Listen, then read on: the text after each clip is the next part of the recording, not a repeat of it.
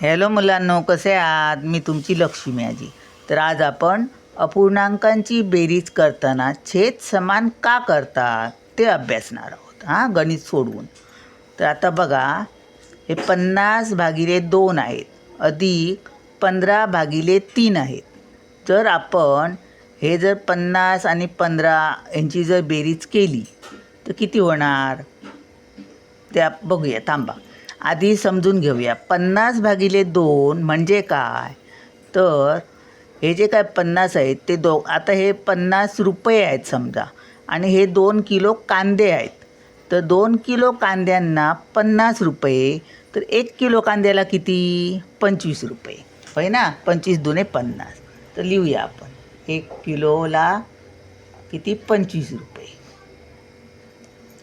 आता हे 15 काय आहे? रुपये आहेत. आणि हे 3 किलो बटाटे आहेत धरून चला समजा बटाटे आहेत. तर 1 किलो बटाट्यांना किती रुपये हे आपल्याला काढायचे आहेत. मग 3 एके 3, 3 पाची 15, म्हणजे 1 किलो बटाट्यांना 5 रुपये पडणार. 3 पाची 15. मग 1 किलो बटाटे घेतले तर 5 रुपये पडणार. मग ह्यांचे दोघांचे मिळून किती रुपये होणार? 5 5 10 0 हातचाला 1 आणि 2 आणि 1 3, 30 रुपये होणार, बरोबर.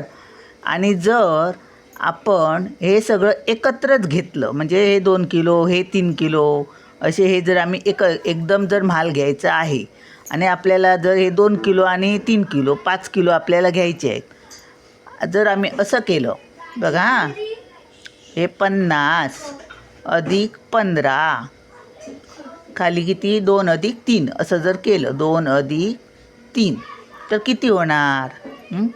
15 आणि हे 5चे 5, 1 आणि हे 5 6, 65 झाले. भागिले किती? 3 आणि 2 5 झाले. मग आता बघा, 5 एके 5, 5 एके 5, 1 राहिला, 5 त्रिक 15, 13 रुपये. असं जर आपण सोडवलं तर आपल्याला किती भेटणार? 13 रुपये भेटणार.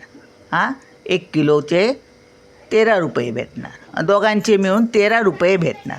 आणि असे किती भेटतात बघा, 25 रुपये किलो कांदे आहेत, 5 रुपये किलो बटाटे आहेत. कांदे आणि हे बटाटे 5 रुपये किलो. तर आपले हे वेगवेगळे घेतले तर 30 रुपये होतात. तर मग कुठचाही दुकानवाला आपल्याला हे सगळे कांदे बटाटे एकाच किमतीने देईल का? सांगा. हे आम्ही सगळं मिक्स केलं आणि सांगितलं मला एवढ्या किमतीला दे म्हणून, तर देईल का तो? त्याला जर 1 किलोचे कांदे 1 किलो 25 रुपये, 1 किलो बटाटे 5 रुपये, याप्रमाणे 30 रुपये भेटतात दोघांचे मिळून. तर असं करून हे 13 रुपये घेऊन देईल का तो आपल्याला? नाही देणार. मग त्याच्यासाठी आपल्याला काय करावं लागणार? छेद समान करावे लागणार. ह्याचाच अर्थ काय? तर 2 किलो कांदे आहेत ना आणि 3 किलो बटाटे आहेत, मग दोन्ही ते समान व्हायला पाहिजेत. मग आता काय करायला पाहिजे? तर ह्याचे जेवढे आहेत तेवढेच ह्याचे, होय की नाही? मग आपण काय करायला पाहिजे? तर ह्याच्या पटीने, ह्याच्या तिप्पट हे 2 आहेत ना, 2ने इकडे गुणायला पाहिजे, ह्या 3ला आणि ह्या 15ला पण. कारण 2ने 3ला गुणलं आणि 3ने 2ला गुणलं तर इथे 6, इथे 6 येणार, बरोबर. 6 6 येणार. पण वरचे मग किलो वाढणार, तसे 1 किलोला 5 रुपये, त्याप्रमाणे वरच्याचे पण ते किलो पण वाढायला पाहिजे ना. म्हणजे पैसे पण किलो वाढणार तसे पैसे पण वाढणार, त्यासाठी वरच्याला पण गुणायला पाहिजे. आता एकत्र माल घ्यायचा आहे तर आपल्याला असे हे वेगवेगळे मोजण्यापेक्षा एकत्र जर मोजायचे आहेत, अधिक म्हणजे एकत्र करायचे आहेत, बरोबर. एकत्र पैसे द्यायचे आहेत, एकत्र पैसे घ्यायचे आहेत, किंवा असं काहीतरी. माल आपण घ्या किंवा दुसऱ्याला द्या. तर असं जर करायचं आहे तर मग आपल्याला दोघांची किलो किती ते समान करायला पाहिजे, तसेच पैसे पण त्याच हिशोबाने करायला पाहिजे.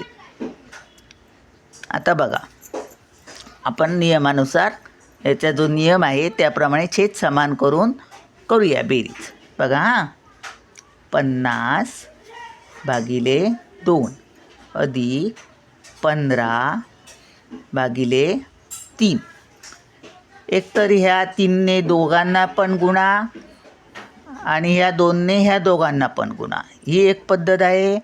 आणि दुसरी पद्धत म्हणजे ह्या 3ने ह्याला गुणायचं 50ला, ह्या 2ने 15ला गुणायचं आणि ह्यांचा दोघांचा गुणाकार करायचा. असं केलं तरी चालेल. चला करूया.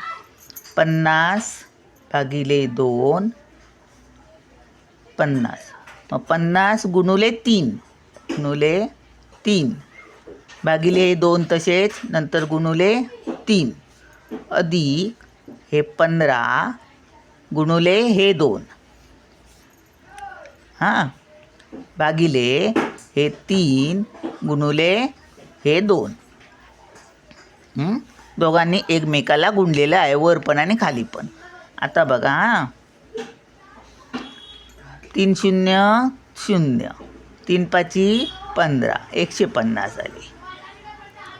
भागिले किती? 3 दुने 6 अधिक 15 दुने 30, 3 दुने 6. हे गणित सगळ्यांना येत असेल, पण समजून घ्या तुम्ही हे असं छेद का समान करतात ते. आता बघा आता 6ने दोघांचे छेद समान झालेत, बरोबर. हे 6 किलो, हे 6 किलो, पण किंमतही तेवढीच राहायला पाहिजे. 1 किलोला 25 रुपये कांदे आणि 1 किलोला 5 रुपये बटाटे, 1 किलो 5 रुपये. किंमतही बदलता नाही. एकदम घाऊक माल घेणार ना तुम्ही धंदा करायचा म्हटला तर बघा 6 बघा 150 भागिले 6 करा. बघा वेगवेगळं केलं तरीसुद्धा 6 1 6, 6 दुने 12, किती राहिले? 5तून 2 गेले, 3 राहिले. हे 0, हे वरचं 0 घेतलं. 6 5 30 आलं ना 25 उत्तर. म्हणजे 1 किलो कांदे 25 रुपयालाच राहिलेत. तसेच हे 30 रुपये. 6 किलो बटाटे, 6 5 30 झाले 5 रुपये. बघा 25 रुपये कांद्यांचे, बटाट्यांचे 5 रुपये. एकदम जरी घेतलं तरी आपलं कुठेही नुकसान होता नाही. म्हणून एक किंमत जे एकदम काहीतरी घ्यायचं तर त्याचा हिशोब करायला म्हणून हे समान करायला पाहिजेत. आलं लक्षात? आता चला पुढे जाऊया. 150 आणि 30 यांची बेरीज करायची आहे, बरोबर. 150 अधिक 30 भागिले किती? 6. मग 6 हे आता एकच वेळा घ्यायचे. हे सोपं पडायला पाहिजे म्हणून हे छोटं गणित आहे. मोठमोठे करायचे धंदे तर हे माहीत असायला पाहिजे असं ते. आता बघा 150 आणि 30 आता यांची आपण बेरीज करणार, बरोबर. 0चं 0, 3 आणि 5 8 आणि हे 1चा 1, 180 झाले. भागिले किती? 6, बरोबर. मग आता बघा 6 1 6, 6 त्रिक 18 आणि हे 0 भाग नसतील 0, हे 30 वर म्हणजे उत्तर 30 आलं, बरोबर. 25 रुपये किलो कांदे, 1 किलोला 25 रुपये, 1 किलो बटाट्यांना 5 रुपये मिळून 30 रुपये झाले. आणि एकदम जरी एका ठिकाणी घेतले 6 किलो तरीसुद्धा त्याचे पैसे तेवढेच येतात.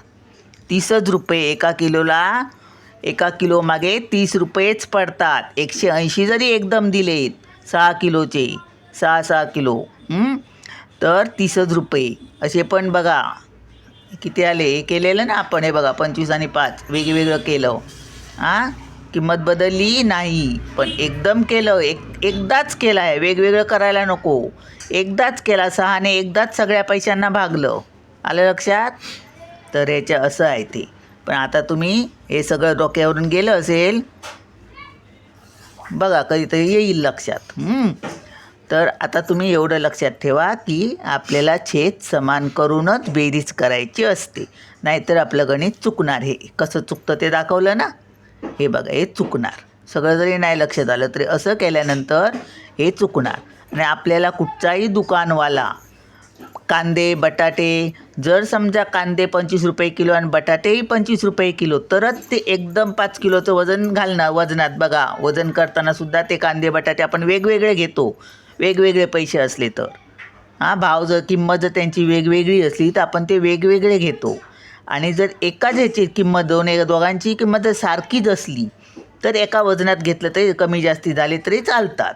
नाहीतर बटाटे जड असतात, कांदे वजनात कमी जास्ती असतातच ना. मग जे कमी किमतीचं आहे ते जास्ती घालणार दुकानवाला आणि जास्ती किमतीचं आहे ते कमी घालणार. मग आपलं नुकसान होणार, होय की नाही. म्हणून तर हे समजलं असेल तुम्हाला. चला मग भेटूया पुढच्या व्हिडिओत. बाय.